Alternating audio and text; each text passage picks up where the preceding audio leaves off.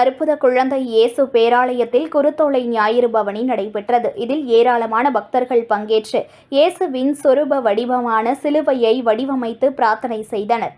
இயேசு கிறிஸ்து 40 நாட்கள் உபவாசம் இருந்ததை நினைவுகூரும் வகையில் கிறிஸ்தவர்கள் ஆண்டுதோறும் 40 நாட்கள் தவக்காலம் கடைபிடித்து வருகின்றனர். அதன்படி இந்த ஆண்டு தவக்காலம் கடந்த மார்ச் 5ஆம் தேதி சாம்பல் புதன் தொடங்கியது. இந்த நிலையில் புனித வாரத்தின் முதல் நாளான இன்று குருத்தோலை ஞாயிறு பவனி கொண்டாடப்படுகிறது.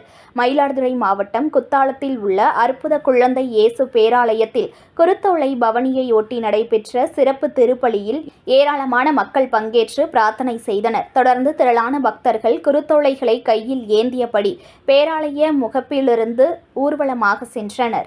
செய்திகளை உடனுக்குடன் தெரிந்து கொள்ள லைக் பண்ணுங்க, ஷேர் பண்ணுங்க, சப்ஸ்கிரைப் பண்ணுங்க, மறக்காம கமெண்ட் பண்ணுங்க.